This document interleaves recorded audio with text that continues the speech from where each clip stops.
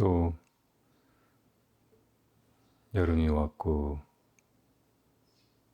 한거 결제를 했고 또 초하루가 와서 오늘 법회 날입니다. 왜 이렇게 시간이 빨리 가는지,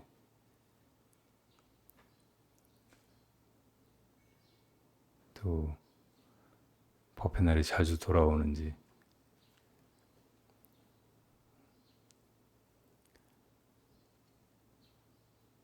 법문이란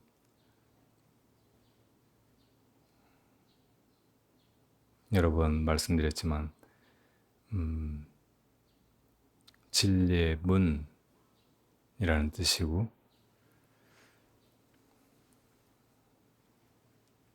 그 진리의 문, 도의 문 혹은 법의 문, 거기로 들어서야 무명 속에서 헤매면서 좌충우돌하고 또 삶의 온갖 고충이나 갈등을 겪지 않고 당당하게 또 의미 있게 이 길을 갈 수 있기 때문에 그 문 안에 들어서야 된다고 예로부터 수많은 성인들이 이렇게 가르치셨고, 우리는 불문이 부처님께서 깨달아 설해 보이신 그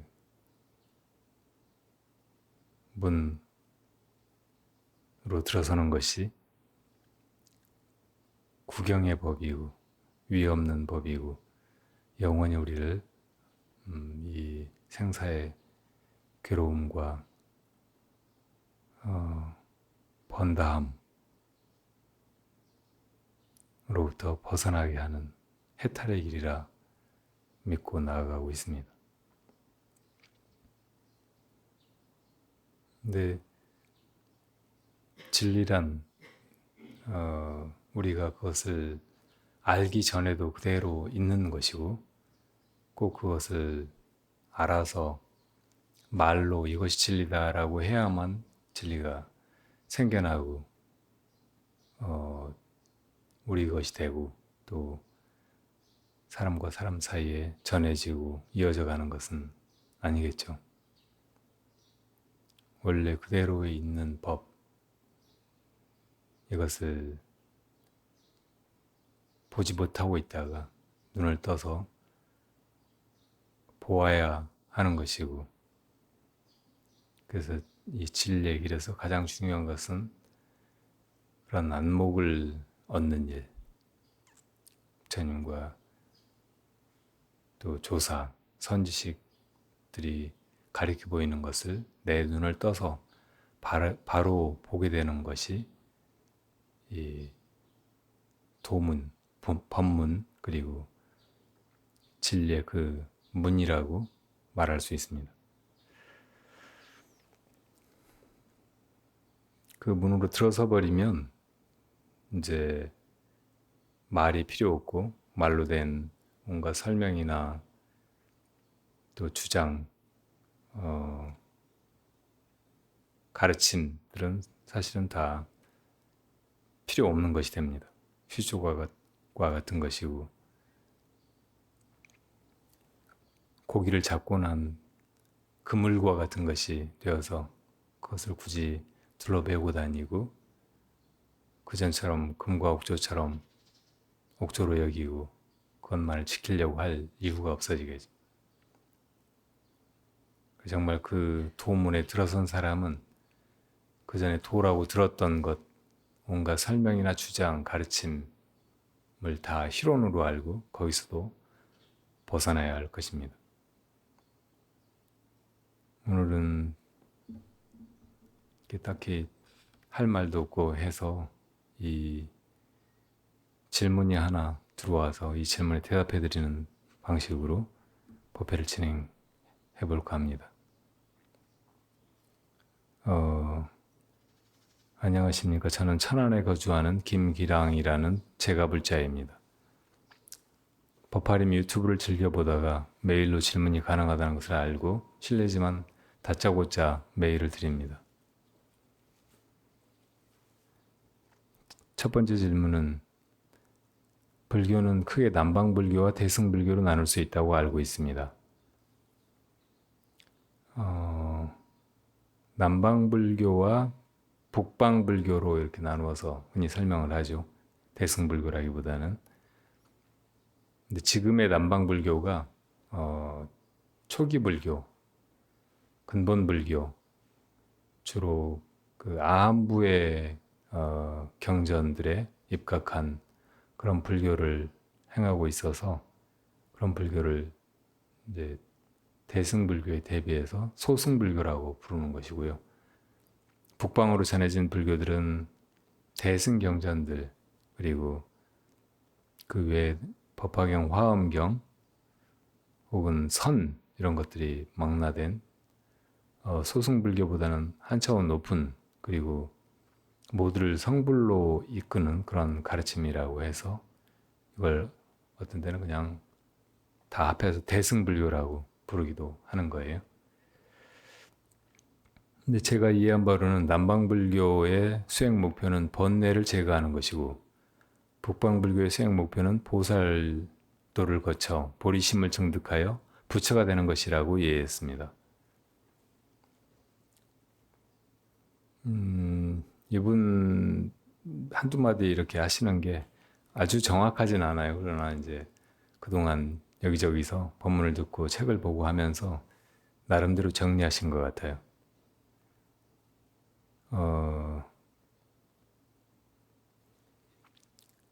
불교 수행의 목적은 깨달음을 이루는 것이에요. 그 깨달음을 다른 말로 원래 범어로 보디라고 하는 거고, 그래서 남방불교 수행 목표 또한 깨달음을 이루는 것, 보디를 얻는 것이라고 말할 수 있겠죠.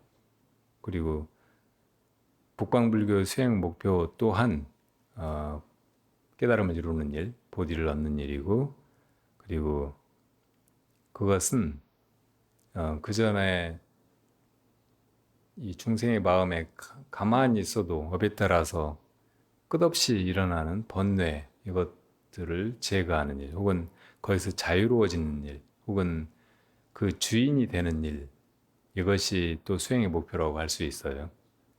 그건 남방불교나 북방불교나 또 공통의 목표지, 남방불교만 번뇌를 제거하는 것이 목적이고 북방불교는 성불하는 것이라고 이렇게만 말하는 것은 아주 정확한 표현은 아니에요.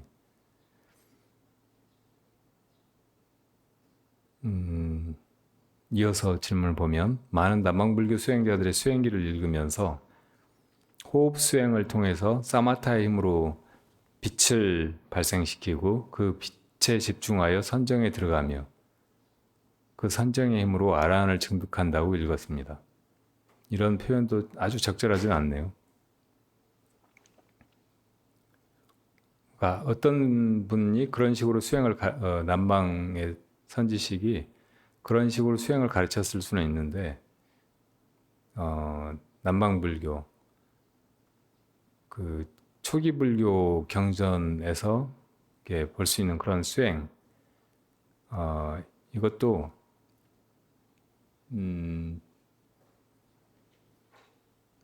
이런 식으로 호흡 수행으로 들어가서 사마타를 얻고 거기서 빛을 발생시키고 빛은 니미따라고 하는 걸 말하는 것 같아요.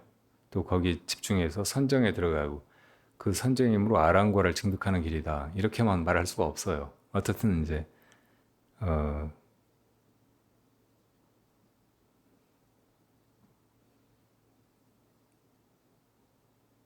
보자면 또 수다원 아라한 등의 과위를 증득하면 선정의 힘으로 실제적으로 본인에게 남은 미래의 생을 볼 수 있다고 읽었습니다.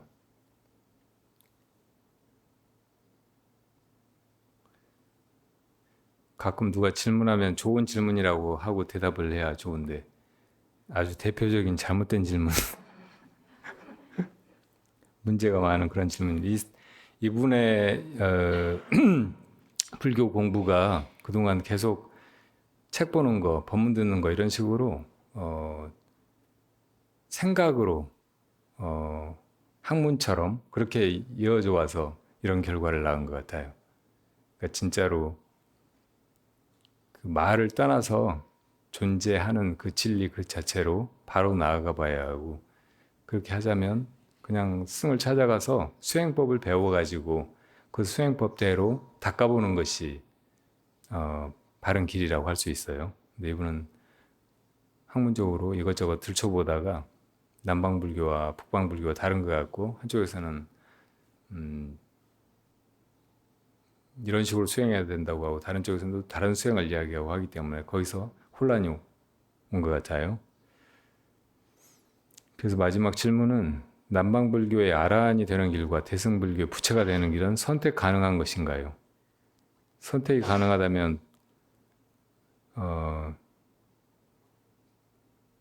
굳이 보살이 되어서 그 수많은 위험을 무릅쓰고 그 먼 길을 꼭 가야만 하는 이유가 있는 것인지 여쭙고 싶습니다. 두 번째 질문도 마저 볼까요? 흔히 한국은 모든 불교적 내용을 담고 있는 통불교라고 합니다.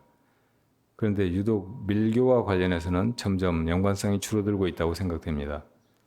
문헌에 보면 신라시대에는 문두루 비법으로 외세에 대처한 기록을 읽었고, 간화선에 보급되고 불교 말살 정책이 자행된 조선시대에도 서산 스님, 사명 스님,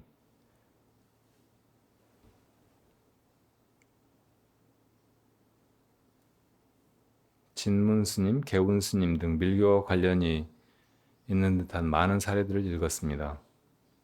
스님께서는 이러한 불교사적 현상과 또 밀교에 대해서는 어떻게 생각하시는지 궁금합니다. 나오는 아무 생각 없어요. 이렇게 다짜고짜 메일을 보내도 되는지 모르겠네요. 진짜 다짜고짜 보내셨네.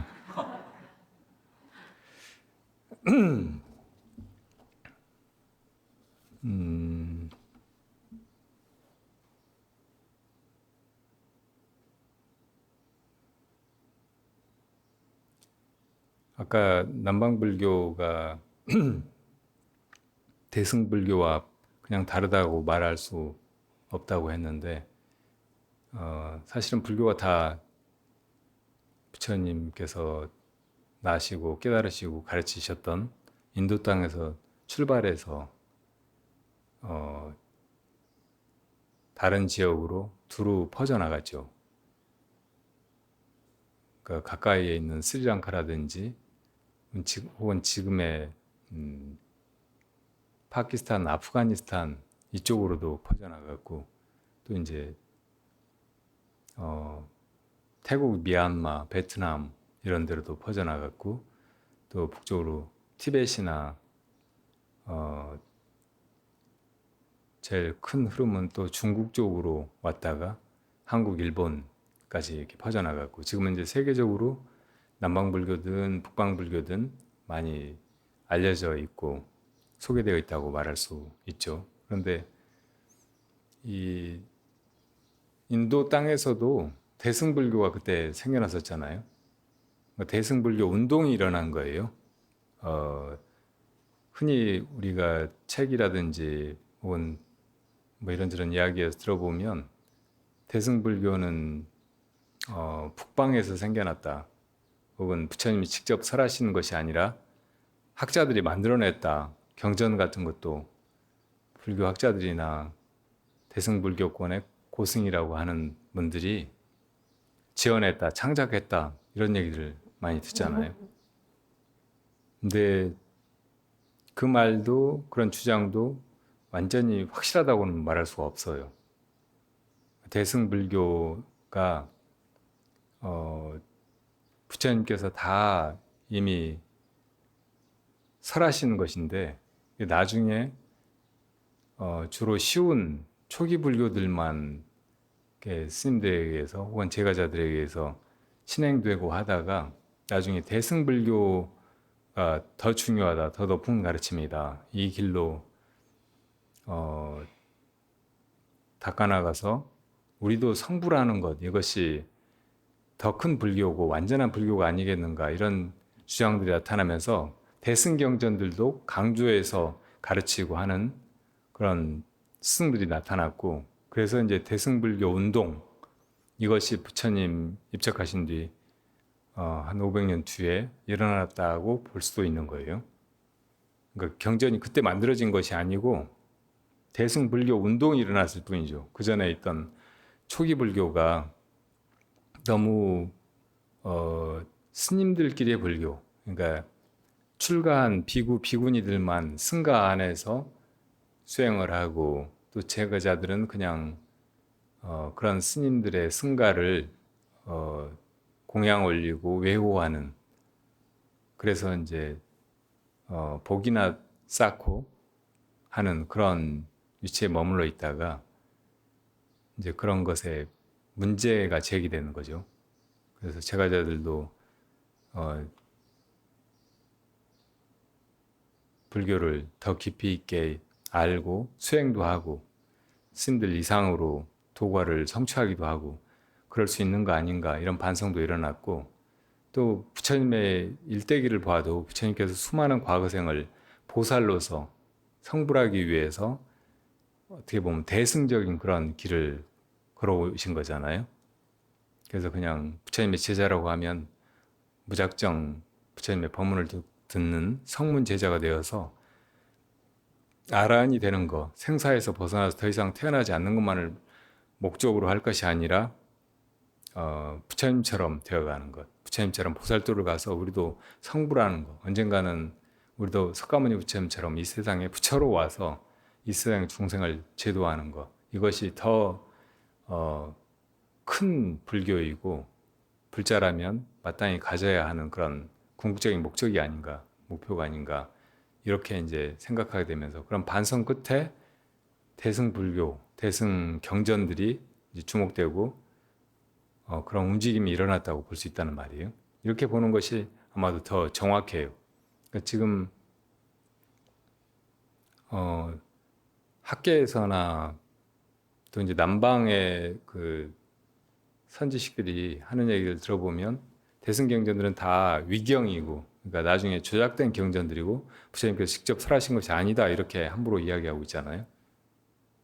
근데 어떤 대승경전을 봐도 이 안의 가르침이 소승경전보다 훨씬 더 체계적이고 또 깊이 있고, 그리고 성부를 향해서 나아가라고 아주 큰 목표를 제시하고 있는 더 크고 높은 가르침인 거예요. 그냥 이 세상이 괴로우니까 여기서 벗어나 출가하고 또 수행해서 세상에 다시는 태어나지 않는 그런 존재, 아라한이 되어라, 그런 말씀보다 훨씬 더 큰 가르침이라는 말이에요. 그래서 이것을 그냥 학자들처럼 시대적으로 대승불교가 조금 뒤에 나타났으니까 이것은 소승불교가 뒤에 가서 이제 다른 식으로 변질됐거나 혹은 후대의 학자들이 새로 만들어낸 것이다, 이렇게 볼 게 아니고 이 대승불교야말로 더 큰 불교이고 이것이야말로 부처님께서 더 설하셨을 법한 그런 가르침이고, 부처님께서 더 높은 가르침이 있었다고 하면 당연히 설하셨을 거라고 봐야지, 이런 가르침을 부처님이 놔두고 그냥 소승의 근기들한테 그 짤막짤막하고 내용도 체계적이지 않고 완전하게 다 불교를 다 포함하는 그런 가르침은 펴지 않고 있다가 나중에 뒤에 부처님의 제자들이, 학자들이 그런 걸 만들어내게 두었을 리가 없잖아요. 그리고 기본적으로 어떤 경이라든지 다른 사람의 말이라든지 다른 사람의 수행의 경지, 이걸 보려면 자기 안목이 있어야 되는 거예요. 자기 안목을 가지고서 그걸 통찰해 봐야지, 그냥 그 사람이 어디 남겨놓은 기록을 이리저리 비교한다든지 그런 걸로 증거를 대서 과거의 일을 이렇다 저렇다라고 속단하는 것은 큰 오류일 수 있어요. 그래서 남방의 학자들이나 남방의 수행자들이나 학자들이 말하는 대로 대승경전은 대승불교는 다 잘못된 불교다. 부처님은 소승불교의 가르침대로 깨달음을 이루시고 그렇게 가르치시고 그래서 그것만 진짜 불교다 이렇게 이야기하는 것은 우리가 비판적으로 봐야지 그런 말을 여과 없이 그냥 받아들이면 안 된다는 말씀을 드리고 싶고요. 그래서 이제 단적으로 불교가 결국 가르치는 것은 우리 생명들을 모든 중생들을 생사의 괴로움에서 건져서 열반에 이르게 하는 것이잖아요. 그리고 그 열반이란 생사가 없는 언제나 그대로였던 본래의 마음자리예요. 그러니까 이 몸뚱이 그리고 우리 업습 따라서 움직이는 마음속에 온갖 번뇌망상 생각들은 다 생멸하는 것이지만 이 본래 마음은 거기에 생멸이 없고 언제나 그게 그대로이고 이 시간 속에서 있다 없어지는 것이 아니기 때문에 그것을 열반이라고 하는 거고 그 열반을 향해서 나아가야 된다는 것은 소승불교나 대승불교나 다 마찬가지의 목표라고 말할 수 있어요. 근데 그 열반이 아라한이 이룬 열반인가 혹은 부처님이 이룬 열반인가 이것을 똑같이 볼 수는 없는 거예요. 그러니까 부처님께서 처음 그 5비구를 제도하시고 나서 여기 6명의 아라한이 있다 이렇게 말씀하셨잖아요. 그러니까 그 6명의 아라한 중에는 부처님도 포함이 된 거죠. 그러니까 부처님도 똑같은 아라한이다 이렇게 말씀하셨다고 말할 수 있어요. 그런데 아라한이라고 하는 것은 우리말로 해석하면 응공, 공양을 받을 만한 사람 이런 뜻이에요. 그러니까 이 세상에서 모든 사람들은 다 인과에 얽매여서 살아가기 때문에 다른 사람한테서 뭘 얻으려면 대가를 지불해야 하잖아요. 그러니까 누구한테서 뭘 뺏는다든지 얻어먹는다든지 하면 나중에 반드시 자기가 갚아야 된다는 말이에요. 근데 이 세상에서 벗어나는 그런 높은 지혜를 이룬 사람, 그러니까 소승의 열반을 깨달은 사람, 성문과 영각, 아라한과 영각은 공양을 받을 만한 사람인 거예요. 삼계에서 그런 사람을 해탈했다고 말할 수 있고 성인이 되었다고 할 수 있어요. 그러니까 부처님도 그런 존재고 여기 너희 5비구도 똑같이 그런 경지에 이르렀기 때문에 6명의 아라한이 있다 이렇게 말씀을 하신 거라는 말이에요. 그러면 그 5비구가 이룬 그 깨달음의 경지와 부처님께서 이루신 깨달음의 경지가 같은가? 전혀 그렇지 않아요. 그냥 아라한이 되었다는 것, 공양받을 만한 사람이 되었다는 것, 그 부분에서만 그 비구들이 부처님과 다름없이 되었다는 것이지 다른 여러 가지 측면을 부처님과 공유하지 못한다고. 부처님께서 아라한이나 보살들과도 공유하지 않는 부처님만의 뛰어난 성취, 덕성 이것을 있다고 말씀하시고 그걸 불 18 불공법이라고 하셨거든요. 18가지 부처님한테는 보통 수행자들이 심지어는 아라한이나 보살이 되었다고 해도 아직 얻지 못한 그 공덕들이 있다는 뜻이에요. 그뿐만 아니라 부처님은 여러 가지 공덕을 쌓고 그래서 위없는 깨달음을 이루셨고 그 덕분에 예를 들어 모습만 해도 30 이상 80종을 가지고 계시잖아요. 근데 이 5명의 지금 아라한들은 똑같이 부처님과 다름없이 아라한이 되기는 했지만 모습이 바뀌어서 부처님처럼 되지는 않았잖아요. 30 이상 80종가 생겨난 건 아니라고. 그 외에도 부처님에게는 흔히 여러 가지 그 성취한 뛰어난 특성에 따라서 다른 여러 가지 이름들이 붙는다고. 우리가 부처님을 세존이라고도 하고 열애라고도 하고 붓다라고도 하고 우리가 잘 쓰진 않지만 무상사, 조장부, 선서, 세간에 뭐 그렇게 열 가지 열의 시포가 있잖아요. 근데 이것들을 아라한들이 다 얻는 건 아니란 말이에요. 부처님도 얼마나 오랫동안 많은 인행을 성취하고 공덕을 쌓았느냐에 따라서 훨씬 더 많은 이름이 붙을 수도 있어요. 그러니까 수행에서 이룬 부처님 중에 제일 큰 공덕을 쌓은 분은 아미타 부처님이거든요.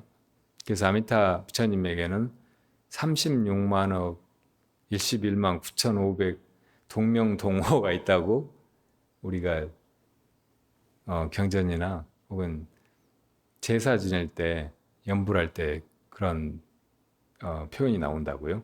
그러니까 그렇게 많은 부처님에게는 사카모니 부처님에게는 10가지 시포가 이름이 있었는데 아미타 부처님한테는 36만 11만 9,500 동호가 있다는 말이에요. 그러니까 그렇게 많은 공덕을 쌓으셨다는 뜻이에요. 근데 이 아라한들이 석가모니 부처님이나 아미타 부처님과 같은 그런 공덕을 쌓아서 그런 걸 다 이루었느냐 하면 전혀 아니잖아요. 단지 이 세상의 속박에서 벗어났을 뿐이에요. 삼계에서 해탈했고 그래서 이제 더 이상 삼계에 원하지 않는데도 불구하고 업에 이끌려서 태어나야 하는, 태어나서 또 온갖 고충을 겪으면서 살아가고 또 그러다가 죽고 할 그런 존재는 아니게 되었다는 의미일 뿐인 거예요. 그러니까 기본적으로 아라한이 깨닫지 못한 것은 아니지만 열반을 성취하지 못한 건 아니지만 그리고 번뇌를 벗어나고 번뇌가 바뀌면 보리가 되는 거거든요. 깨달음을 이루지 못한 것은 아니지만 그것이 부처님의 것과는 똑같다고 말할 수 없다. 따라서 소승의 목표가 아란이고 대승의 목표가 상부라는 것이라면 소승과 대승은 같다고 볼 수 없다. 이렇게 말할 수 있는 거잖아요. 그러니까 소승과 대승이 똑같이 열반에 이르는 길이긴 하지만 소승 열반과 구경 열반은 다르고 이 구경 열반을 향해서 가는 것을 부처님이 가르치신 것 이것이 불교라고 본다면 소승의 불교는 그 기초 과정 아주 아래쪽 부분 전 단계의 어떤 과정일 뿐이지 궁극의 그것 부처님처럼 된 것 불교의 모든 것이라고는 말할 수 없다는 말이에요. 불교는 성불의 길이에요. 그리고 그 성불이 부처님만 이루는 것이 아니고 모든 중생이 다 이룰 수 있는 것이고 이루어야 하고 또 결국은 이루게 될 것이라는 것을 가르치신 거예요. 그러니까 이런 가르침은 법화경에 많이 나타나 있잖아요. 7가지 부유로 부처님 말씀하셨어요. 제일 우리가 흔하게 인용하는 비유가 화택에서 불난 줄 모르고 타 죽을 줄 모르고 놀고 있는 애들을 어떤 이제 그 부모가 밖으로 불러내는 비유가 있잖아요. 화택의 비유. 애들이 놀이에 취해서 안에서 나올 줄 모르니까 아무리 애타게 불러도 전혀 나올 기미가 없으니까 지혜로운 그 어버이가 너희들이 좋아하는 수레를 여기 마련해 놨다. 그러니까 이거 가지고 와서 밖에 나와서 놀아라 하고 애들을 부른단 말이에요. 그 수레가 하나는 양이 끄는 수레, 그리고 하나는 조금 더 큰 사슴이 끄는 수레, 그리고 또 하나는 아주 큰 소가 끄는 수레. 근데 이 세상에서 뭐든지 마음대로 싣고 다니고 사람도 여러 명 타고 다니려면 소가 끄는 수레 정도 돼야 되잖아요. 근데 양이 끄는 수레, 사슴이 끄는 수레 이런 거는 애들이 장난감으로 가지고 놀 만한 것이라고. 소가 끄는 수레 이걸 준다고 하면 덥석해가 애들이 이제 그걸 소 몰 줄도 모르고 그 큰 수레 가지고 뭘 어떻게 할 줄을 모르니까 가지려고 생각을 못 할 수도 있단 말이에요.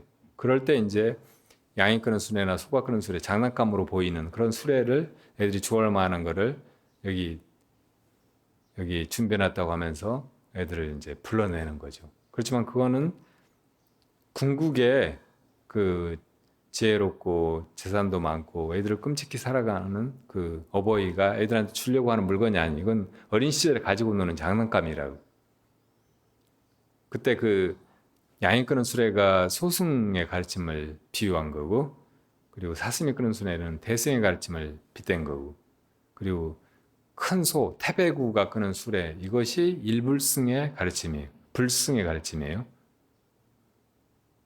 그러니까 소승불교는 이 자기 생사의 괴로움에서 벗어나서 알아내는 것, 더 이상 태어나지 않게 되는 것, 이것이 목적이고, 대승불교의 목적은 부처가 되는 것이 목적이고, 부처가 되기 위해서는 보살의 원력, 모두를 다 거기로 부처님의 그 세계로, 그 마음자리로 데리고 가려고 하는 그런 원력을 가지고 함께 나아가는 그런 수행이잖아요. 보살도를 가는 것이라고요. 그러면 태배구가 끄는 수레, 일불승은 뭘 얘기하는가? 보살도를 가서 성불하는 것, 대승의 가르침, 이것도 성불하는 것이 목적이고, 태배구가 끄는 수레도 성불의 길, 이를 이야기하는 건데, 뭐가 차이냐면 태배구가 이끄는 가르침이 이 세상에 불교밖에 없다는 거예요.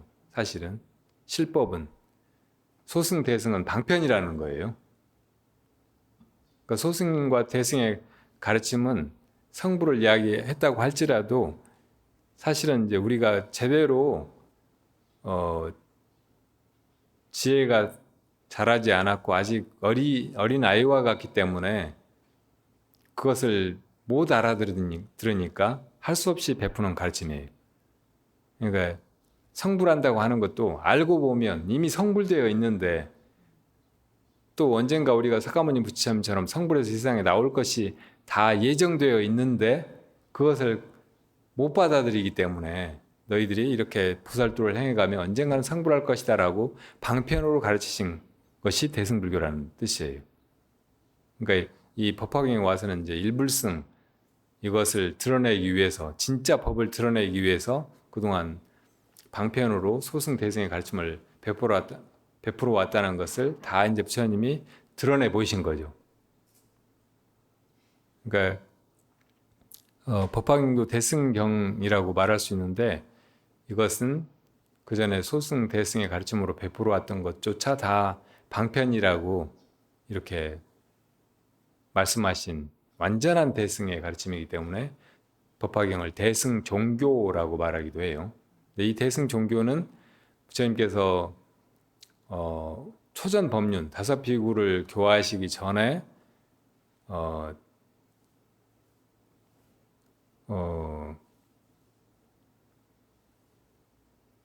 지금 인도에 가면은 보드가야에 부처님 성도하신 자리에 대탑이 세워져 있고 하잖아요. 그 자리에서부터 천상세계까지 이어져가 부처님이 이제 막깨달음을 이루시고 나서 올라가면서 열렸던 그 법회의 기록이에요. 그러니까 이것은 부처님이 입을 열어서 설하신 기록이 아니고 그때 인간 세계에서는 부처님 성불하신 줄도 몰랐고 그냥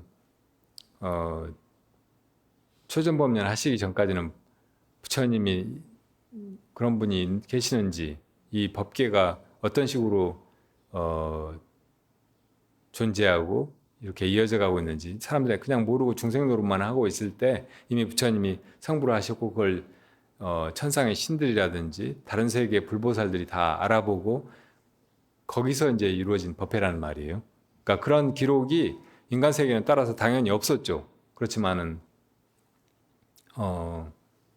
용궁에 남아 있다가 용은 우리 이제 이 법계 구조에서 보면 3개가 있고 그 중에 욕계천 가운데 제일 아래 천상 사왕천의 한 부중이잖아요. 그래서 그 용궁에 그게 있던 거를 나중에 이 용수라고 하는 제자가 가서 가져오신 거라고 신통력으로 가서 가져오셨단 말이에요.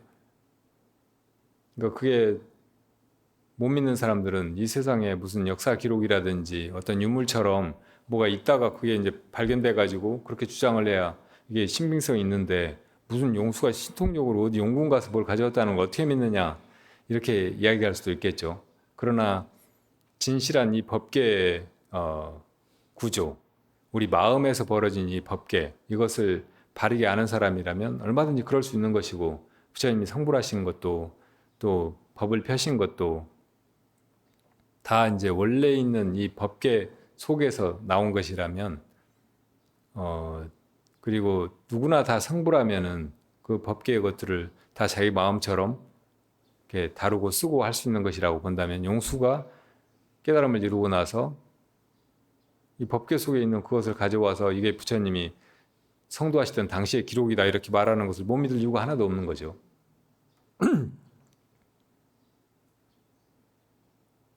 그리고 그 가르침이 너무 생소하고 믿을 수가 없고 막 그런다면 모르는데 이 화엄경에 나타난 가르침이 이 불교의 모든 걸 다 망라하고 있고 가장 높은 부분을 이야기하고 있는 거예요. 화엄경의 가장 대표적인 가르침이 일체유심조, 심, 불, 급, 중생, 시삼, 무차별 이런 말씀이잖아요.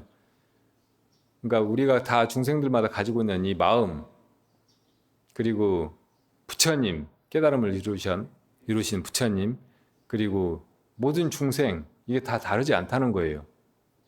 이게 바로 법화경에서 우리가 다 이미 깨달아 있고 또 그 깨달음이 언젠가 발현되어서 모든 중생이 다 부처가 될 때가 반드시 온다 이런 가르침하고 바로 통하는 거라고. 그러니까 화엄경과 법화경이 맨 처음에 나오고 맨 마지막에 나왔으면서 불교의 가장 높은 부분을 망라하고 있고 불교 전체를 싸고 있다는 말이에요. 이걸 화엄경에서 부처님께서 어떻게 비유하셨느냐면 해가 이 세상에 처음 떠오를 때 아직 어디에서도 해가 안 보일 때 여명이 밝아오잖아요. 그러다가 에베레스트나 히말라야의 높은 산봉우리 같은데 해가 먼저 비친다고. 이게 바로 화엄경이라는 거예요. 해가 아직 뜨지도 않았을 때 가장 높은 불법이 드러나는 거예요. 부처님이 아직 설법도 하시기 전에 그게 제일 높은 부분이 드러나 있는 거예요. 그렇지만 그것도 분명히 햇빛이고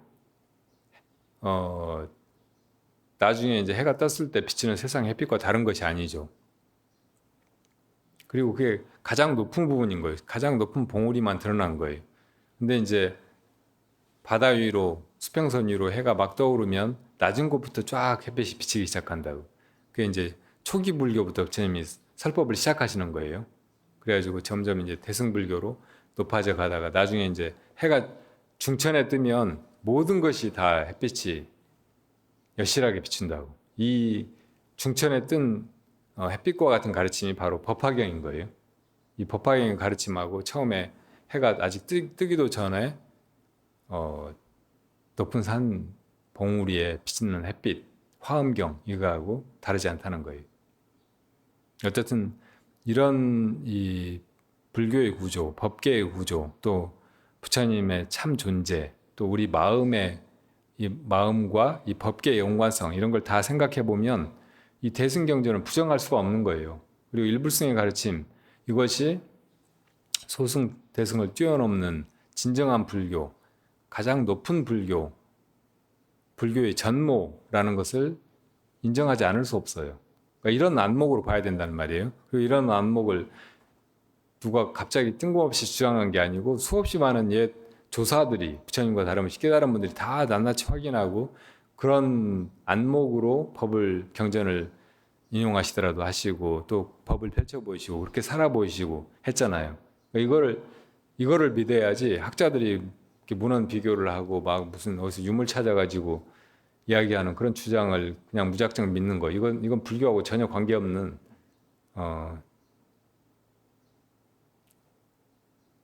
저녁에 9시 뉴스에 나오는 얘기를 듣고 저 사실인가 아닌가 이렇게 의심하는 거하고 따져보는 거하고 비슷한 일이. 사람의 어리석음을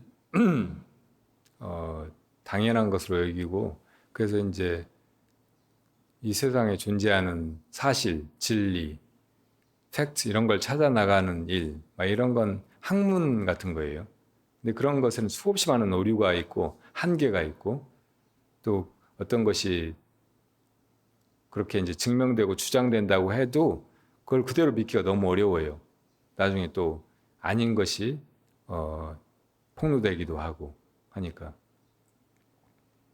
그런 길보다는 이 진리의 길로 가는 사람은 사람을 믿어야 돼요. 진리를 얻었다고 하는 사람을 그리고 자기가 진리를 얻을 수 있다는 사실을 믿어야 된다는 말이에요.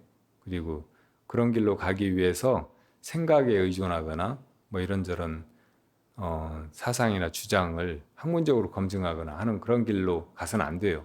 그럼 부처님께서 초기 경전에서도 독화살의 비유로 말씀하셨잖아요. 어떤 사람이 독화살 맞았을 때 해야 될 일은 독화살을 얼른 뽑아내고 독을 제거해서 건강을 빨리 회복하는 일이라고요. 근데 이 독화살 도대체 어디서 왔는가, 누가 쏘았는가, 뭘로 만들어졌는가, 독의 성분은 무엇인가 이런 걸 먼저 알아야 되겠다고 그런 거 따지고 있다가는 그냥 죽고 말고 아무런 이익이 없다고. 부처님의 가르침 그리고 부처님이라는 존재가 이 세상에 나타나시는 근본 뜻은 우리를 이 생사의 괴로움에서 건지시려고 하는 일이잖아요. 우리의 마음 안에 있는 탐진치라고 하는 독을 제거해서 본래의 부처님과 하나도 다름없는 지극히 깨끗하고 건강하고 또 완전 무결하고 영원한 그 참 마음을 깨닫는 거, 이것이 목적이고 우리 바람이잖아요. 그러니까 그걸 얻는 길에 부처님이 그건 잘못된 길이라고 말한 희론 뭐 이것저것 따지고 분별하고 하는 그런 길로 가서는 안 된단 말이에요. 그런 길을 접고 부처님이 바로 가르쳐 보신 대로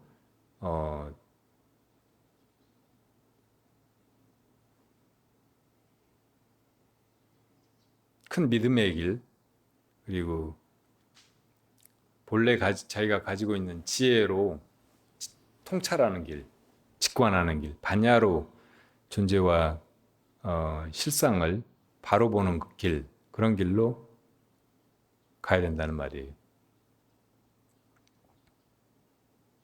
제 이런 설명을 듣고도 이걸 그냥 말이나 한쪽의 주장이라고 생각하시면 계속 그런 갈등이 끝이 없어요.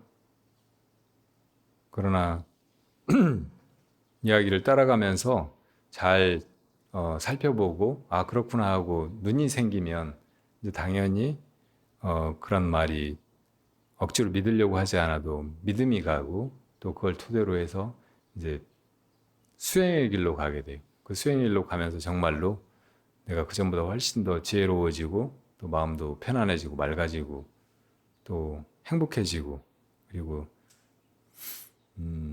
내가 그냥 한 인간이고 한 중생이고 언젠간 죽어야 될 존재이고 이 세상 사는 동안은 온갖 고락을 피할 수가 없고 그리고 죽으면 끝이고 막 하는 이런 온갖 잘못된 소견들 자기 규정 이런 것이 깨져나가고 그런 게 없어지는 거예요.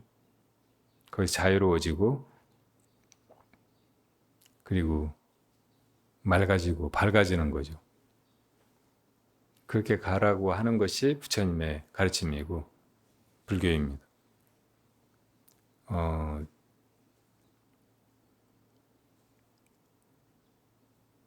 불교는 초기 경전에서부터 그렇게 희론의 길을 피해서 그냥 닦음의 길로 그리고 통찰의 길로 그렇게 가라고 부처님께서 끝없이 강조하셨고 나중에 대승 불교의 길이나 혹은 수행의 길, 선수행의 길 이런 길에서도 그렇게 뭐 이것저것 그냥 알아보고 따지고 분별하고 하기보다는 그걸 넘어서서 그냥 실천해 가고 바람일행처럼 그리고 그렇게 살아가고 또 그렇게 닦아서 그렇게 증득하는 길로 가라고 안내하고 있는 것입니다.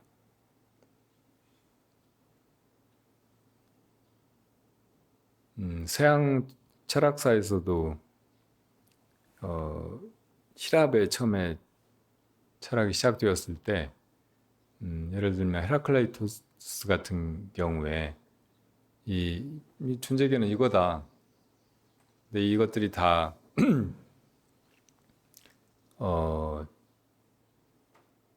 어떤 원리대로 흘러가고 있는가? 이 속에 어떤 본질적인 것이 있는가? 뭐 이런 문제로 이제 사유하고 탐색하고 하다가 결국 만유는 유전한다. 모든 건 다 변화해 간다. 어떤 것도 한 모습으로 그대로 있지 않다. 그러니까 어떤 사람도 한 강물에 두 번 들어갈 수가 없다. 이런 식으로 이야기를 했어요. 그러니까 그 사람의 통찰은 이 모든 게 다 무상하다는 부처님의 그 깨달음과도 별로 다르지 않아요. 그리고 무상하지만 이대로가 그냥 그대로 진리의 세계이고, 그렇지 이걸 떠나가지고 어디 다른데 절대적인 뭐 세계 혹은 뭐 참 본질의 무엇 혹은 구원의 어떤 길이 있다고 말하지 않았어요. 그 헤라클레이토스는 실제로 이제 나중에 죽을 때도 뭐 이렇게 무슨 나는 그냥 산에서 나뭇잎이나 풀이나 이런 거나 먹고 살겠다고 가서 그렇게 지내다가 몸이 냉습해지는 그런 병에 들었대요.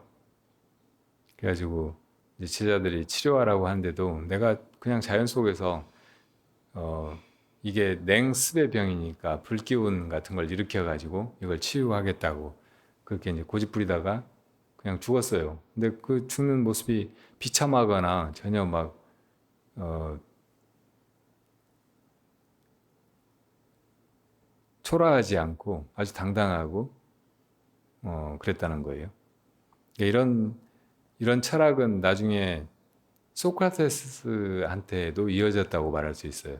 근데 소크라테스 제자였던 플라톤 그리고 그 전에 헤라클레토스하고 비슷한 시기에 어, 헤르메니데스라는 사람이 이제 이 눈에 보이는 현상계 뒤에 어떤 절대의 세계가 있지 않을까 이런 생각을 처음으로 한 거예요. 이때 이제 이원론이 시작된 거예요. 그러니까 나중에 이제 기독교 같은 그런 종교의 어, 철학 혹은 구원론 이런 것으로 이어져 가지고 아주 오랜 세월 동안 서양 사회를 서양의 어떤 사상사를 다 지배해 왔다는 거예요. 그러니까 요즘까지 이제 이 요즘에 그 과학주의라든지 혹은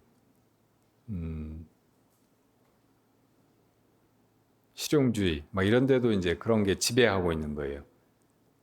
이 눈에 보이는 거 이게 이제 그냥 다라고 생각되는 거죠. 이거 속에 무상성이라든지 혹은 이것들이 어떤 실체 없이 인연 따라서 이렇게 벌어져 가는 거 이런 것이 통찰되지 않으면서 그냥 이 속에서 이렇게 살다가 죽으면 끝이다 이렇게 이제 생각하는 거예요.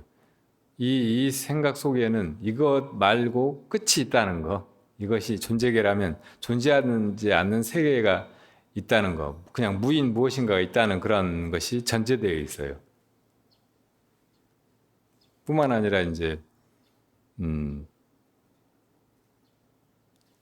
신과 인간을 주객 혹은 주인과 종의 주종 관계로 그렇게 나누어 보고 인간을 구원한다고 그렇게 계속 어, 사람들에게 기만하고 선동해온 그런 종교들도 극단적인 이원론에 빠져 있죠. 지금 이 세계는 다 고통이고 이걸 벗어난 곳에 어디 다른 데가 천국이 있고 그 죽은 다음에도 어떤 사람들은 지옥에 가고 어떤 사람은 천국에 가고 어떤 사람은 선하고 어떤 사람은 악하고 어떤 사람은 선에서 악에 물들어 있고 어떤 사람은 거기서 죄를 사함을 받아가지고 선량해졌고 막 계속 그렇게 나누어서 사람들 더 이렇게 억압의 틀 속에 가두고 그리고 겁주고 그렇게 해서 거기서 못 벗어나게 하는 거예요. 사람을 편안하게 해주지 못하고 행복하게 전혀 만들지 못해요. 그러면서도 행복하게 만든다는 그런 약속으로 계속 사람들을 끝없이 몰고 가고 있다. 근데 진짜 진리는 여기 지금 이거 속에 있는 거고 이것이고 그리고 이것을 내가 잘 보고 오직 내 안목으로 확인해서 이것과 그 하나가 되는 길 이것밖에 없다는 말이에요. 그러니까 이 이원론을 벗어나는 것 이것이 참 진리의 길이고 이것을 이제 불교 같은 이 세상에 영원한 법이 있다면 그 법을 깨달아서 이제 설파하셨다고 하는 부처님의 가르침에서는 처음부터 끝까지 강조하고 있는 것이라고 말할 수 있죠. 불교의 여러 가지 사상 중에 불이라고 하는 것이 있잖아요. 불이. 둘이 아니다. 이것이 이제 이원론을 완전히 벗어난 거예요. 이원론을 완전히 벗어나서 또 우리 생각, 번뇌가 계속 이원론적으로 흘러가고 있잖아요. 이것 아니면 저것. 모든 것은 다 그것 아닌 것을 전제하고서 그것을 드러내는 거예요. 이걸 종이라고 한다면 이것은 종이 아닌 모든 것으로부터 떨어져 있는 거예요.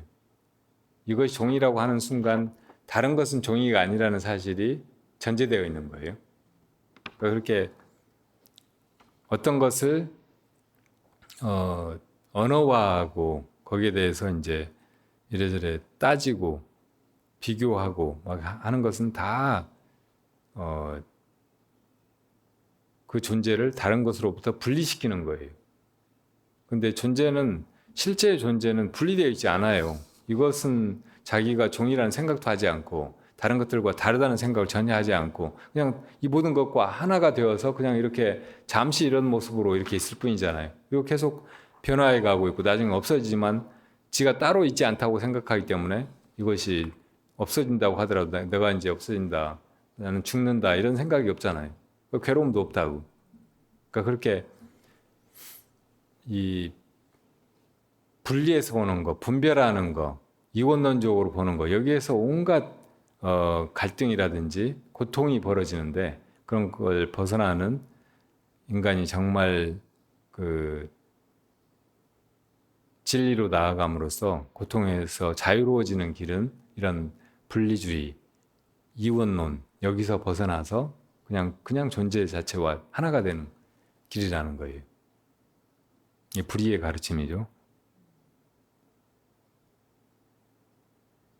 여기 지금 아라한이 되는 길과 또 부처가 되는 길, 소승의 가르침과 대승의 가르침 이게 선택 가능한 것이냐, 그리고 선택 가능하다면 굳이 뭐하러 대승불교의 길을 가느냐, 이분이 이렇게 질문하셨는데 이것도 분별할 필요가 없어요.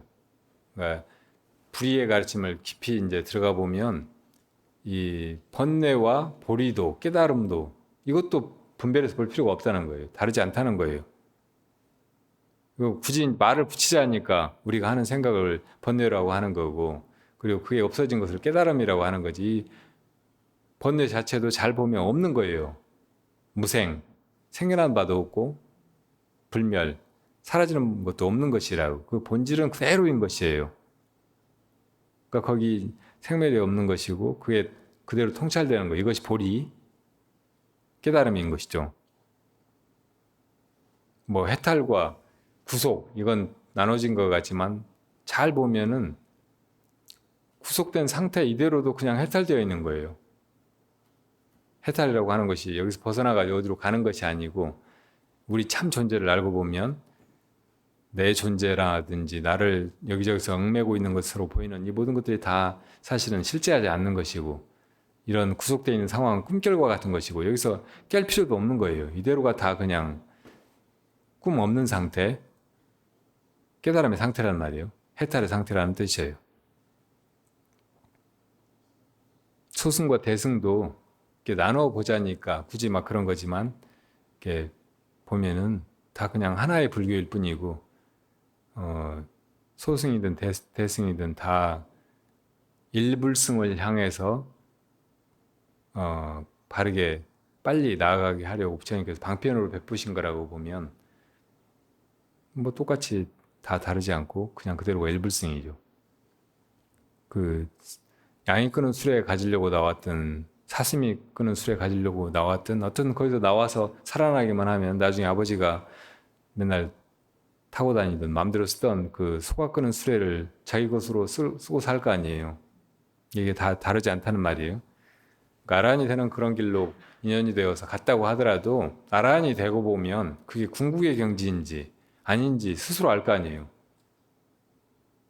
보살도를 부처님 가라고 그때 가르치시면은 그렇게 가는 것이 맞는지 안 맞는지 그게 진짜 부처님 뜻인지 아닌지 아주 잘 알게 된다고. 그러니까 아란이 됐는데 부처님이 보살도로 가라고 한다고 해서 그런 마음을 내지 못하는 사람이라면 잘못된 제자고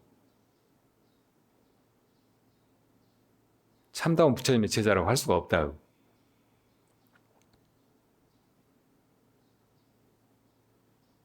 어떤 사람이 저 산 꼭대기까지만 가면 정말 좋은 세계가 있다고 해서 거기까지 갔더니 정말 좋은 세계가 있었는데 이제 나를 거기로 가자고 했던 사람이 여기는 이제 네가 저 멀리까지 가자면 너무 힘들 것 같으니까 내가 여기 잠시 좋은 데라고 속여서 데리고 온대고 그러니까 여기서 집착하지 말고 또 가자고 하면은 뛰어난 사람이라면 그 사람이 나를 여기까지 데리고 온 것만 해도 속인 것이 아니었기 때문에 이제 더 큰 믿음을 가지고 따라 나설 거 아니에요.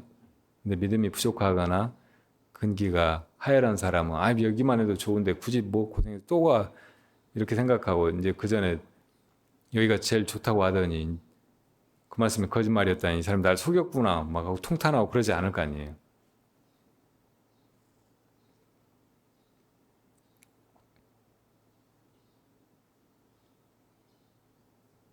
이게 제일 쉬운 비유로 우리가 이제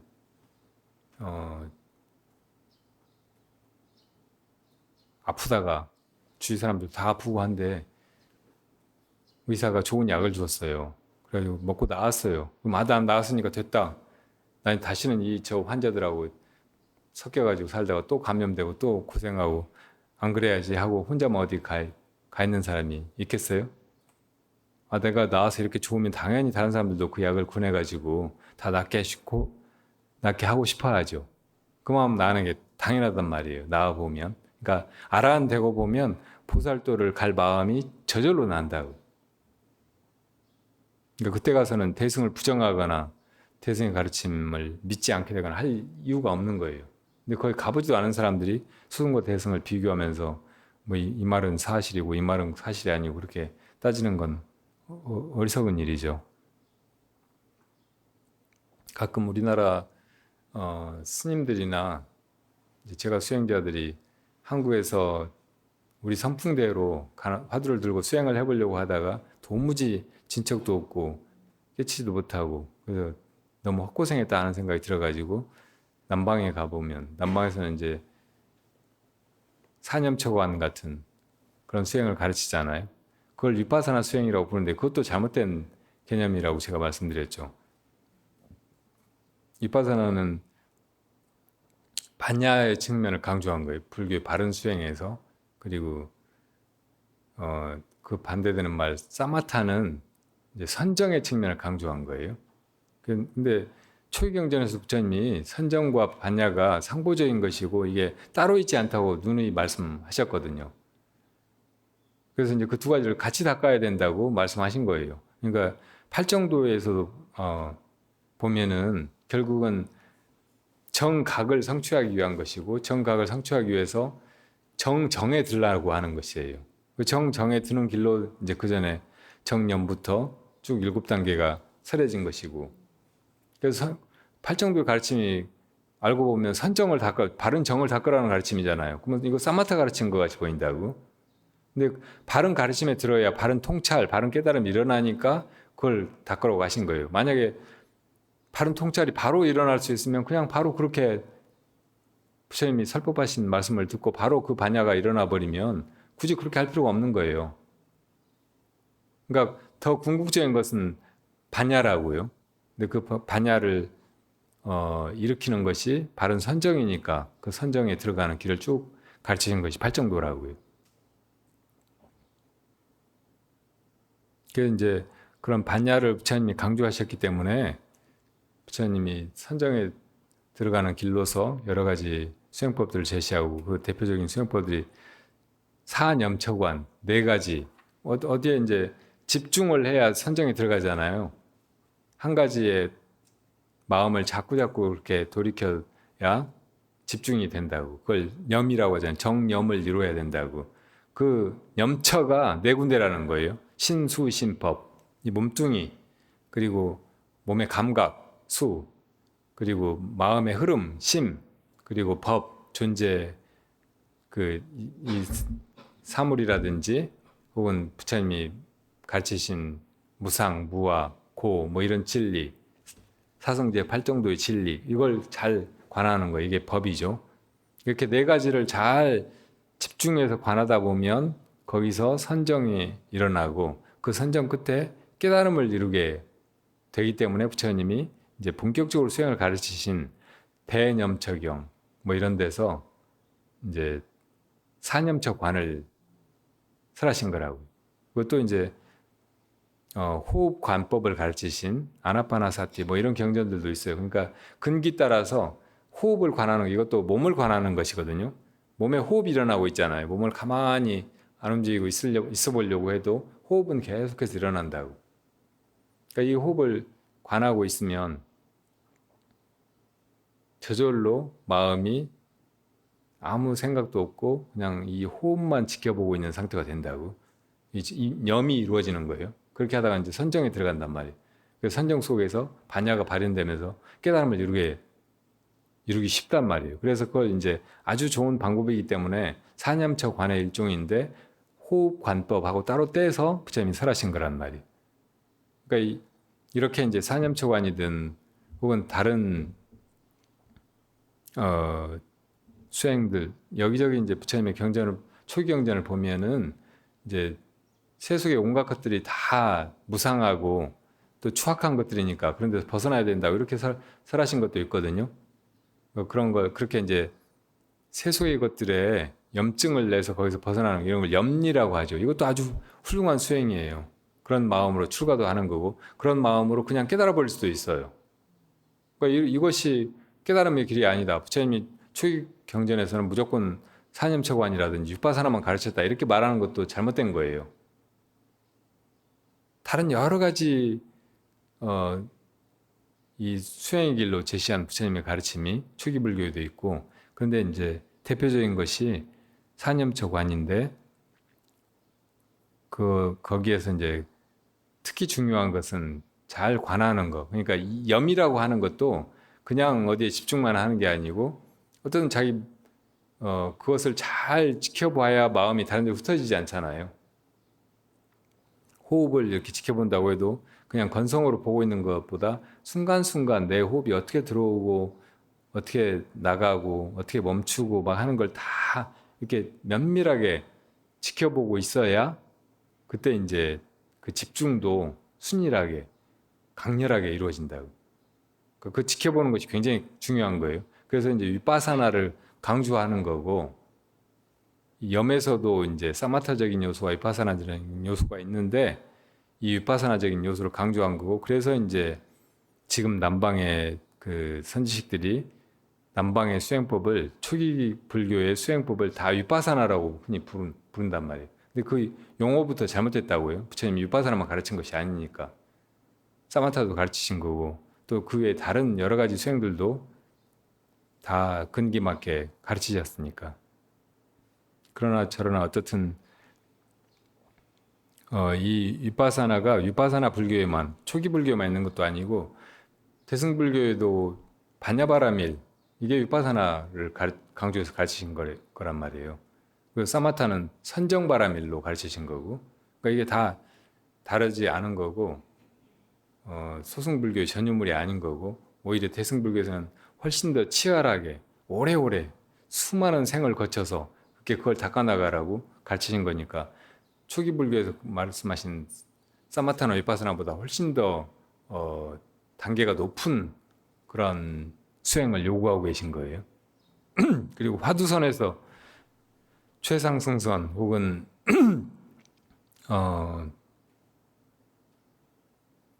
조사선이라고 말하는 이제 우리 선가의 그 화두선도 그 안에 보면은 당연히 거기 마음을 집중하게 되니까 사마타적인 요소가 있고 또 그것을 어째서 이렇게 말했을까 하고 의심하니까 아주 강한 위파사나가 거기 걸리는 거예요. 그러니까 그게 전혀 위파사나 수행과 다른 것이 아니고 위파사나 수행이 훨씬 업그레이드된 고도로 정밀화된 그런 수행이라고 말할 수 있는 거예요. 그 부처님 당신도 다 이 중생들이 어디서 왔다가 어디로 가는가 이게 화두처럼 돼가지고 깨달으신 거잖아요.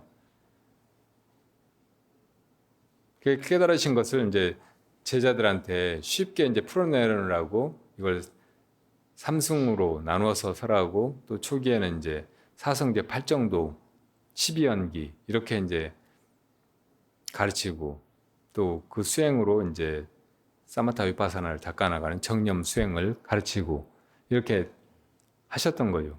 그러니까 누구라도 해볼 수 있게 당장 해보면은 그 결과를 체험할 수 있게 그렇게 초기 불교에서 낮은 단계 아직 대승의 보살심까지는 바랄 수 없는 수행자들한테 가르치신 것이 소승경전 아함부의 경전들이라는 말이에요.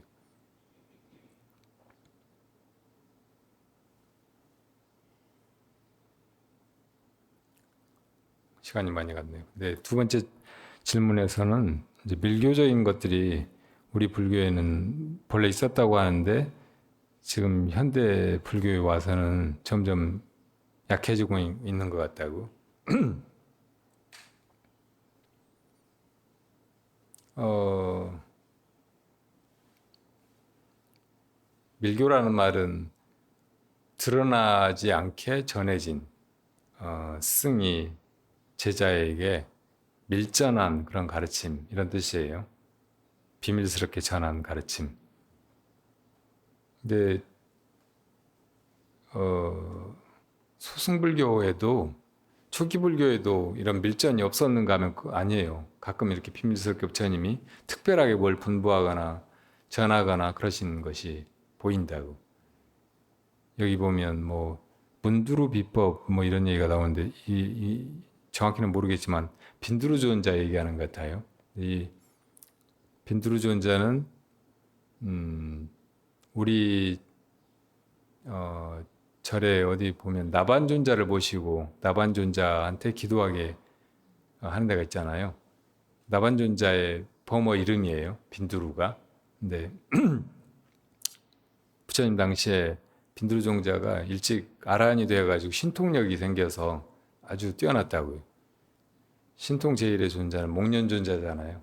그런데 이 빈두르존자도 여러 가지 신통력이 있어서 그게 알려졌었는데 한 번은 그때 당시에 어떤 외도 그 아직 이제 불법에 믿음을 내지 못한 어떤 장자가 누구를 스승으로 삼을까 고민하다가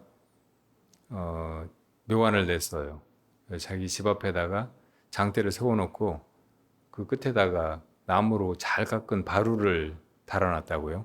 누구든지 이 나무를 타고 올라가거나 사다리를 놓고 올라가지 않고 그냥 공중으로 떠올라서 저 높은 장대 끝에 바루를 가져올 수 있으면 내가 그 바루를 공양으로 올리고 또 평생 수행하시는 동안 뒷바라지를 하고 하겠다고 그렇게 이제 공언을 했어요. 그러니까 여러 사람들이 이제 그걸 탐내면서 어떻게 가져가 볼까 했는데 뭐 방법이 없으니까 신통력이 아니고서는 할 수 없으니까 다 그냥 침만 삼키고 있었는데 그 얘기를 듣고 빈두르존자가 간다고요. 그래서 그 자리에서 가부좌한 채로 공중에 올라가지고 그 바루를 들고 내려왔어요. 그러니까 그 장자가 너무 감격해서 지극정성으로 그 바루도 공양 올리고 모시고 했단 말이에요. 근데 나중에 그 소문이 부처님께 들어가니까 부처님께서 빈두루를 부르셨어요. 그래서 네가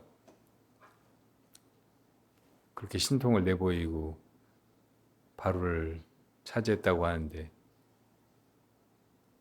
넌 도대체 광대냐 장사치냐?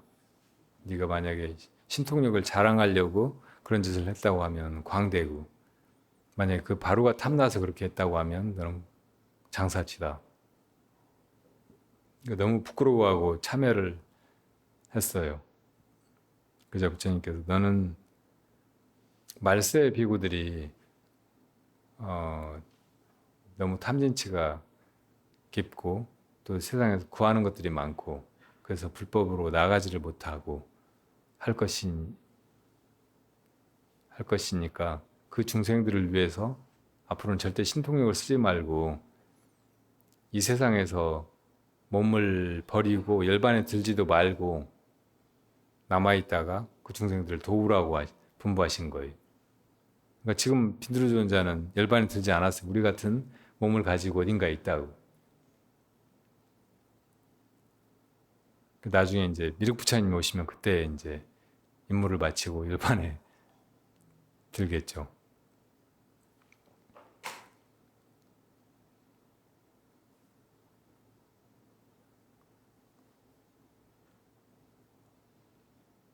알고 보면 신통력이라고 하는 게 별다른 것이 아니고 우리가 이렇게 보고 뭘 듣고 또 어떤 걸 느끼고 알고 견문각지한다고 하잖아요. 네. 그리고 이 몸뚱이 움직이고 사는 거 이것들이 다 너무 놀라운 것이에요. 신기하지 않은 게 하나도 없어요. 어떻게 이렇게 할 수가 있는지. 내가 뭐 손 들어 올리는 거 이거 내가 한다고 생각하지만 내가 이렇게 들어 올리고 싶다고 이게 따라 올라가는 거 이게 너무 신기하지 않아요? 어떤 것도 그렇게 내 말을 안 듣잖아요.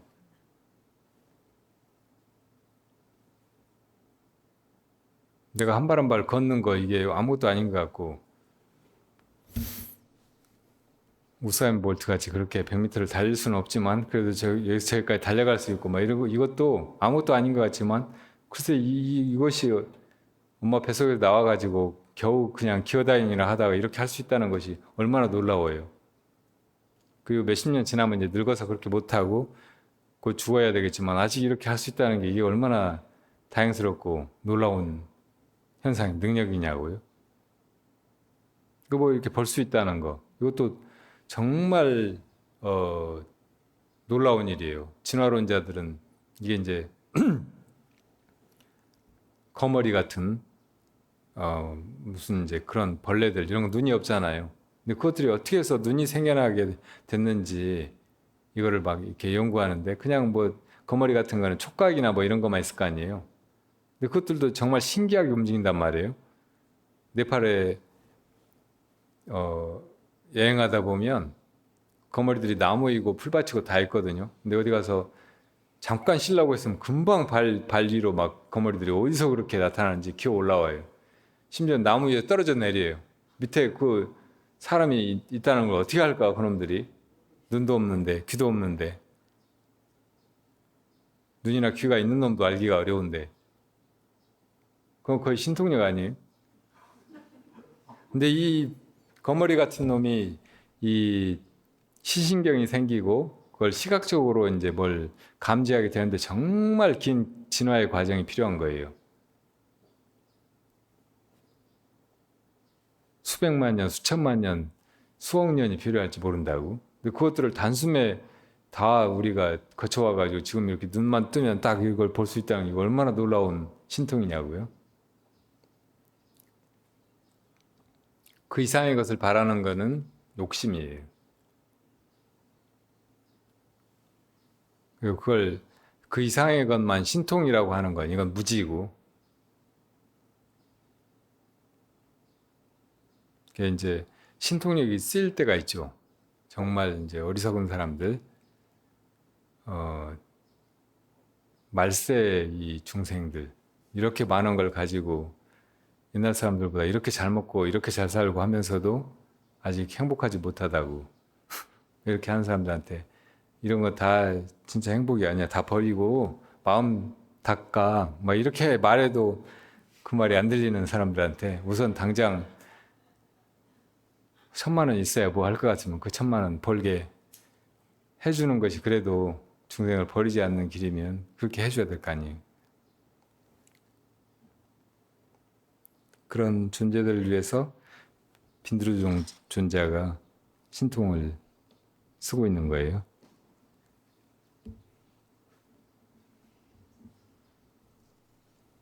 근데 밀교는 되게 신비하고 또 이제 비밀스럽게 전해져서 보통 사람들은 함부로 넘보거나 알 수 없다고 이렇게 생각하는데 우리 불교에도 그런 밀교의 흔적은 많아요. 예를 들어 반야신경만 봐도 아제아제 바라제 바라승아제 이걸 유의 없는 진언이고 이것과 똑같은 그런 진언은 하나도 없다고 말씀하시잖아요. 그렇게 주문을 외라고 하고 계시다고. 이런 것이 밀교적인 요소예요. 능엄주 같은 것도 밀교적인 진언이고. 그 우리가 예불할 때 보면 순 막 뭐 아제아제 바라 아니 뭐 그 사시 예불에 보면 막 뭐 이런저런 진언 많이 하잖아요. 그런 게 다 밀교적인 거죠. 우리가 하는 말은 다 말 뜻이 있잖아요. 이 소리 속에 이제 누구나 다 그 소리를 들으면 같은 개념을 떠올리는 말과 그 말 뒤에 뜻이 있단 말이에요. 정해져 있단 말이에요. 근데 진어는 그 뜻이 없는 거잖아요. 그냥 소리예요. 근데 그 속에 이 뜻을 가진 말보다 훨씬 강한 힘이 숨어 있는 거죠. 비밀한 힘이, 주력이. 그래서 이제 그 힘으로 이 법계를 장엄하고 수행처를 정화하고 내 수행을 장애 없이 해나가고 또 이 세상에서 뭐 이런저런 고충이라든지 또 이 목숨이 없어지는 상황 이런 걸 모면해서 이렇게 해나가려고 하는 거예요. 밀교적인 도움을 통해서 이제 이렇게 바른 수행을 해나가려고 하는 것이라고. 그리고 티베트 수행이나 뭐 밀교적인 수행, 다른 밀교적인 수행도 깊이 들어가 보면 다를 것이 없어요. 다 마음 챙김, 정념을 통해서 마음을 깨닫는 것에 불과하다고. 티베트 불교의 제일 높은 가르침을 마하무드라 족첸 이렇게 부르잖아요. 그 다 일체유심조 뭐 이런 가르침이에요. 어떤 스님이 우리 불교의 여러 가지 이제 회의를 느끼고 하다가 남방에도 가보고 나중에 티베트 불교에 입문을 해가지고 이제 관정을 받기까지 아주 오랜 사전 수행이 필요하대요. 시간도 걸리고 돈도 들고 그래서 다 거쳐가지고 나중에 이제 관정을 받고 수행법을 전해준다고 하면서 모든 게 다 마음이라고 하더래요. 그리고 이걸 계속 관하라고. 이런 걸 내가 배우려고 이렇게 오랫동안 해왔나 했다는 거예요. 그 다시 한국으로 돌아오셨어요. 뭐 이제 결국 불교는 마음 깨닫는 길이고 우리 근본 마음이 나 너도 없고 옳고 그름도 없고 온갖 번뇌망상이나 분별도 없고 그런 완전 무결한 열반의 상태에 있고 그것이 이 모든 것을 다 놔두고 있고 다 행하고 있고 하다는 그런 가르침 그 이상의 것이 없어요. 그 밖에 뭘 우리가 또 찾고 구하고 어디 가서 배우고 할 게 있겠어요. 만약에 이 불교 전체를 보고 뭐 밀교라든지 남방불교라든지 이런 것에 대해서도 그, 그 흐름이라든지 혹은 이 전체 불교 안에서 이것이 어디에 해당하는지 그 맥락 이런 걸 잘 이해하게 된다면 굳이 그런 걸 가서 이렇게 배우려고 하거나 찾아 헤매고 할 이유가 없다고 저는 생각해요. 선택이 가능하다면 부살로서 그 수많은 위험을 무릅쓰고 꼭 가야만 하는 이유가 뭐냐고 여쭙는데 갈 필요 없어요. 어린 애들한테 그 시험 문제 내면 아주 엉뚱한 답을 하는 경우가 있잖아요. 초등학생들 그런 시험 답안지 이런 게 가끔 어디 나오기도 해요. 어떤 문제가 다음 중 바닷가에 가서 하지 말아야 할 행동은 했는데 어떤 애가 1, 2, 3, 4 다 무시하고 가로 해가지고 답을 썼어요. 나는 안 간다.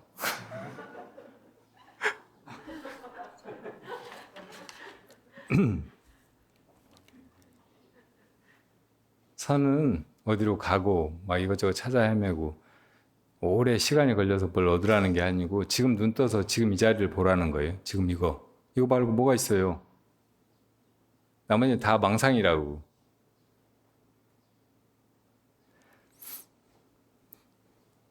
옛날 보조국사의 제자였던 진각국사가 있었습니다. 그분은 태어나신 이야기부터 되게 신비해요. 엄마가 처녀 때 샘에 갔는데 샘에 오이가 떠 있었어요. 너무 탐스러워서 건져가지고 먹었는데 그걸로 임신이 됐어요. 그래가지고 태어난 게 진각국사예요.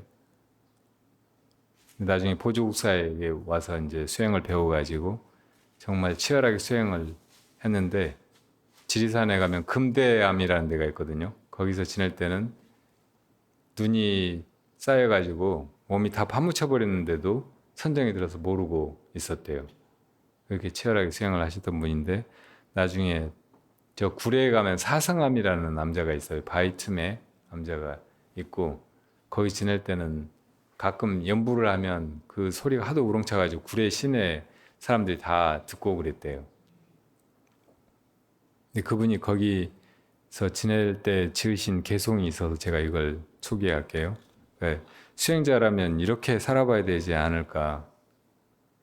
진짜 불교를 이해하고 부처님이 칭찬하실 만한 혹은 불조의 경지까지를 뛰어넘은 완전한 그런 자연이라면 이래야 하지 않을까 하는 생각으로 읊어드립니다. 오봉산 띠집에서 오봉산 앞 해묵은 바위굴 그 가운데 한 남자가 있네. 나는 이 암자에서 살기로 작정했지. 하나 나는 크게 웃을 뿐 조잘거리지 않아. 이가 빠진 찻잔과 발 부러진 소트로 죽 끓이고 차 다려서 소일한다네. 원래 나는 게을러서 쓸지도 않고 풀도 뽑지 않으니 뜰에는 잡초가 구름처럼 우거져 무릎을 덮네. 늦게 일어나니 아침 해를 보지 못하고 얼굴도 씻지 않고 머리도 깎지 않고 경도 보지 않고 계율도 지키지 않네. 향도 사르지 않고 좌선도 하지 않고 조사와 부처님께 예배도 드리지 않네. 사람들이 와서 이상히 여겨 너 도대체 어느 종파냐 묻는다면 나는 그냥 하나, 둘, 셋, 넷, 다섯, 여섯, 일곱이라 하지. 조용히 살금살금이 집안의 허물을 밖으로 드러내지 말라. 이 마지막 부분은 무슨 뜻일까 한번 참고해 보세요. 이렇게 마치겠습니다.